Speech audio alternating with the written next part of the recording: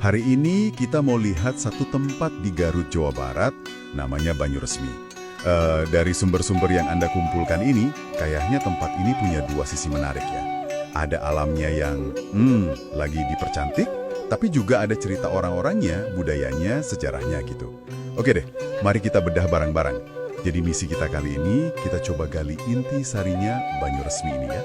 Dari ikon wisatanya sampai keunikan masyarakatnya. Apa sih yang bikin tempat ini tuh gimana ya? Hidup banget gitu berdasarkan catatan-catatan Anda ini. Tentu.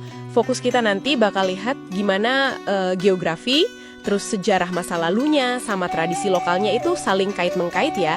Gimana semua itu ngebentuk Banyuresmi yang sekarang. Kita lihat koneksi-koneksinya. Yang menurut saya sih menarik banget dari sumber Anda. Sip. Kita mulai dari yang paling terkenal dulu kali ya, Situ Bagendit.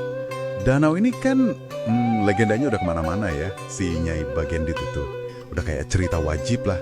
Tapi nih, yang menurut saya sangat menarik dari sumber Anda, itu justru perubahan barunya. Iya kan? Ada revitalisasi gede-gedean itu loh. Dananya sampai 104 miliar. Dari pusat katanya. Ini bukan cuma dibenerin biasa aja kan ya. Ada spot foto baru, terus menara pandang, masjid terapung, wah, sama sepeda air, jogging track 6 kilo lagi. Pertanyaannya, ngaruh banget nggak sih investasi segede ini? Nah, kalau lihat dari sumber Anda, dampaknya kerasa banget. Pengunjung pas lebaran bisa sampai 10.000 orang loh. Itu kan, wah banyak banget ya. Apalagi tiketnya dijaga murah, cuma 10.000 buat dewasa, 5.000 buat anak. Oh, oke. Ini nunjukin gimana investasi pemerintah di pariwisata itu bisa langsung gerakin ekonomi di bawah. Bener-bener terasa gitu. Apalagi bonusnya pemandangan 4 gunung dari danau. Ada Guntur, Putri, Papandayan, Cikuray. Keren kan? Iya, kebayang sih indahnya. Nah, dari danau, kita geser dikit nih ke sisi manusianya yang menurut saya unik banget. Fenomena tukang cukur Asgar, asli Garut. Iya, Asgar.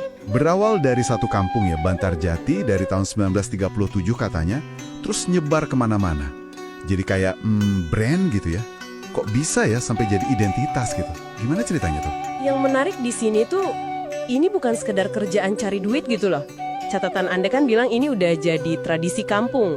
Warisan keahlian yang diturunin dari generasi ke generasi. Oh gitu ya? Iya.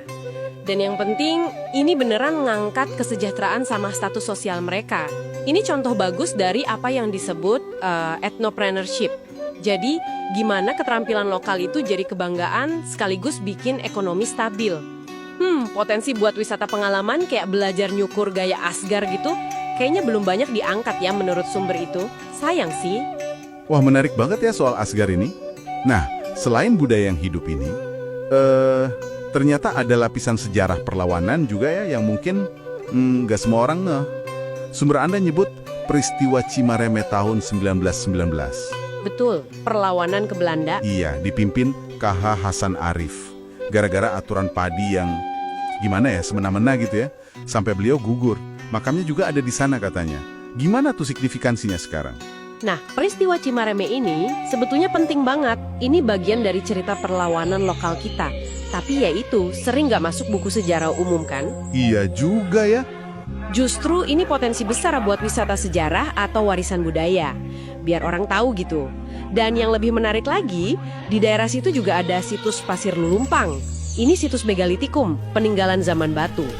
Jadi sejarah Banyuresmi itu, wah, berlapis-lapis, jauh lebih tua dari zaman Belanda.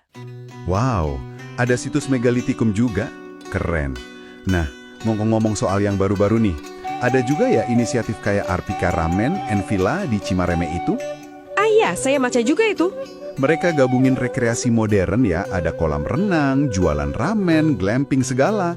Tapi mereka juga rekrut warga lokal, sekitar 15 orang katanya. Terus ada rencana mau nyambungin wisatanya ke situs sejarah dekat situ.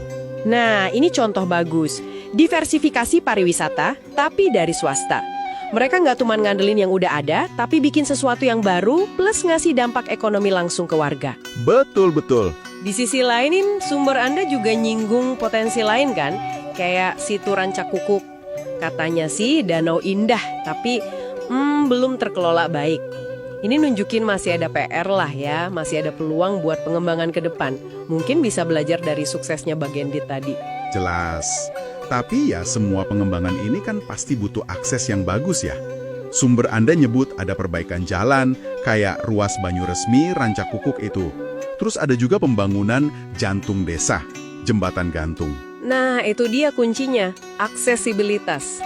Perbaikan jalan, jembatan gantung kayak jantung desa itu, wah itu vital banget. Bukan cuma buat turis, tapi yang paling penting ya buat warga sehari-hari. Iya, bener. Anak sekolah jadi gampang, nggak perlu naik rakit lagi katanya kan. Distribusi barang juga lancar. Itu fondasi dasar biar potensi lainnya bisa mekar. Oke, jadi kalau kita rangkum nih, dari obrolan kita berdasarkan sumber-sumber ini, apa ya kesimpulan pentingnya buat Anda? Banyuresmi ini kayak mosaik yang menarik banget ya. Ada alam situ Bagendit yang baru lagi, ada identitas budaya Asgar yang kuat banget, ada jejak sejarah Cimareme yang mulai diangkat, plus inovasi-inovasi baru kayak Arpika itu. Intinya sih menurut saya, keterkaitan itu tadi, lokasinya, budayanya, sejarahnya, dorongan ekonominya, semua itu nyambung dan saling nguatin gitu loh. Itu yang bikin Banyuresmi ini dinamis seperti yang tergambar di sumber Anda. Oke, nah sebagai penutup nih mungkin satu pertanyaan buat Anda pikirin di rumah. Kita lihat Banyuresmi bisa ngangkat situ Bagendit punya identitas kuat kayak Asgar. Coba deh, kepikiran nggak di lingkungan Anda sendiri ada nggak sih cerita unik atau keahlian khas atau potensi tersembunyi yang mungkin sama berharganya tapi belum kegali aja gitu. Siapa tahu kan? Oke, sampai ketemu di deep dive kita selanjutnya.